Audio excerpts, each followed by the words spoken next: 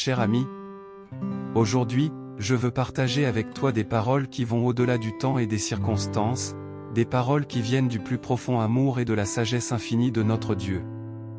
Un voyage de vie plein de défis, de hauts et de bas, de victoires et de défaites. C'est un voyage plein d'apprentissage, la Bible, la parole de Dieu, nous guide sur ce chemin, nous montrant le chemin du dépassement, de l'espoir et du succès. La vérité est que nous sommes tous confrontés à des moments d'échec dans nos vies. Mais la façon dont nous réagissons à ces moments définit qui nous sommes et comment nous atteignons la réalisation. La Bible nous rappelle, dans Proverbes 24h16, que « le juste peut tomber 7 fois, mais se relève ». Cela nous montre que la persévérance est fondamentale. À chaque pas, nous sommes face à une occasion de grandir et d'apprendre. Dans Philippiens 4h13, on nous rappelle que « je peux tout en celui qui me fortifie ». C'est une puissante vérité qui nous dit que, par Dieu, nous pouvons surmonter n'importe quel défi. Il nous permet de transformer nos faiblesses en force, nos peurs en courage et nos échecs en succès. Nos esprits deviennent souvent des prisons, nous limitant plus que toute circonstance extérieure. Mais la parole nous encourage à renouveler nos esprits, Romains 12.2, et à penser aux choses qui sont vraies, nobles, justes et pures, Philippiens 4.8. Cette transformation commence par la foi, par la compréhension que Dieu nous a créés pour la grandeur et non pour la médiocrité.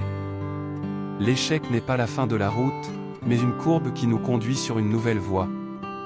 L'adversité apporte avec elle une graine d'avantage équivalent. Comme les fleurs qui poussent dans les endroits les plus improbables, le succès peut germer des cendres de l'échec. Jésus lui-même nous enseigne la persévérance dans la parabole du semeur, Luc 8, 4-15. La semence qui est tombée dans un sol fertile représente ceux qui entendent la parole et la comprennent, et qui en sont le fruit. Tout au long de la Bible, nous voyons des exemples d'hommes et de femmes confrontés à des défis apparemment insurmontables. Moïse a conduit le peuple d'Israël hors d'Égypte, Josué les a convertis à la terre promise, David a vaincu le géant Goliath et Pierre a marché sur les eaux. Ils ont tous fait face à l'adversité, mais ils ont fait confiance à Dieu et ont remporté des victoires extraordinaires. Les gens à l'esprit vif, comme nous le dit Proverbe 17h24, ont le discernement et la compréhension. Ils ne s'aliènent pas, ne s'isolent pas du monde, mais affrontent la vie avec sagesse et courage. Nous reconnaissons que Dieu leur a donné le pouvoir de l'esprit et la capacité de façonner leur propre destin. Ne permettent pas les opinions négatives des autres ou les situations adverses qui les influencent. Rappelez-vous que chaque défaite apporte la graine d'un succès équivalent. Cependant, cette semence ne fleurira que dans les mains de ceux qui ne s'aliènent pas. Elle exige foi, confiance et détermination. Tout comme les histoires bibliques nous l'enseignent, une défaite temporaire ne doit pas être une excuse pour abandonner, mais plutôt un tremplin pour la conquête. Chers amis, sachez que Dieu est à vos côtés à chaque étape de ce voyage. Il est notre meilleur allié, notre refuge dans les tempêtes et notre guide sur les sentiers tortueux. Quand nous faisons face à des défis, nous pouvons nous accrocher aux paroles d'Isaïe 41, 10, « Ne crains pas, car je suis avec toi, ne t'étonne pas, car je suis ton Dieu, je te fortifie, je t'aide et te soutiens avec ma droite fidèle. » Au fur et à mesure que nous nous immergeons plus profondément dans ce sujet qui nous touche si intensément, il est essentiel de comprendre que le but de notre vie va au-delà des réalisations matérielles et du succès superficiel. La Bible nous enseigne que nous sommes créés à l'image de Dieu, dotés d'une identité unique et d'un dessein divin. Face à l'adversité et à l'échec, nous sommes souvent façonnés pour devenir ce que Dieu veut que nous soyons. L'histoire de Joseph, fils de Jacob, en est un exemple frappant. Joseph a imaginé de nombreuses épreuves et injustices tout au long de sa vie. Vendu comme esclave, calomnié et injustement emprisonné, il aurait pu succomber au désespoir. Cependant, il a maintenu sa foi inébranlable en Dieu et a finalement été élevé à une position de grande influence en Égypte. En rencontrant ses frères qui l'ont trahi, il déclara dans Genèse 50, 20, « Vous avez comploté le mal contre moi, mais Dieu l'a fait bien. » Tout comme Joseph, nos échecs et nos difficultés peuvent faire partie d'un plan plus grand que Dieu a pour nous. Quand nous avons confiance en sa sagesse et en son amour, nous sommes capables de trouver un but et un sens, même dans les situations les plus difficiles. Notre parcours de dépassement ne consiste pas seulement à atteindre nos objectifs, mais aussi à grandir en caractère et en spiritualité.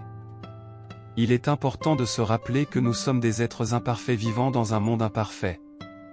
La Bible nous assure que nous aurons des afflictions, mais nous donne l'espoir que nous pouvons avoir la paix au milieu de ces tribulations, Jean 16h33. Notre foi nous relie à une source de force qui transcende les situations, nous permettant d'affronter chaque défi avec courage et détermination. La vraie victoire n'est pas seulement de surmonter les obstacles extérieurs, mais aussi de gagner les batailles intérieures. La négativité, la peur et l'autovie sont les ennemis de notre voyage. Cependant, lorsque nous intériorisons la vérité que nous avons été créés pour la grandeur et que nous sommes plus que vainqueurs en Christ, Romains 8.37, nous pouvons faire taire ces voix négatives et trouver la motivation de persévérer. L'un des plus grands exemples de dépassement dans la Bible est l'apôtre Paul. Il a commis des adversités inimaginables, y compris des arrestations, des persécutions et des souffrances physiques. Cependant, Paul n'a jamais perdu sa foi ni abandonné sa mission. Il a écrit dans Philippiens 4, 12-13, « Je sais ce que c'est de passer par le besoin et je sais ce que c'est que d'être rassasié. J'ai appris le secret de vivre heureux en tout et en toute situation, qu'il soit bien nourri, qu'il ait faim, qu'il ait beaucoup ou qu'il en ait besoin. Je peux tout faire dans ce qui me rend plus fort. » Dans les paroles de Paul, nous voyons la clé pour affronter les défis avec confiance et gratitude. C'est la présence de Dieu qui nous fortifie et nous permet de faire face à toutes les situations. Le succès n'est pas seulement dans les moments de triomphe, mais aussi dans notre capacité à trouver la paix et la joie dans toutes les situations. Quand nous regardons Jésus, l'auteur et le consommateur de notre foi, Hébreux 12.2, nous trouvons le modèle suprême de dépassement et d'amour. Il a brisé la croix, endurant la douleur et la souffrance incompréhensible par amour pour nous. Sa résurrection nous rappelle que même les plus grandes défaites peuvent être transformées en glorieuses victoires par la grâce de Dieu.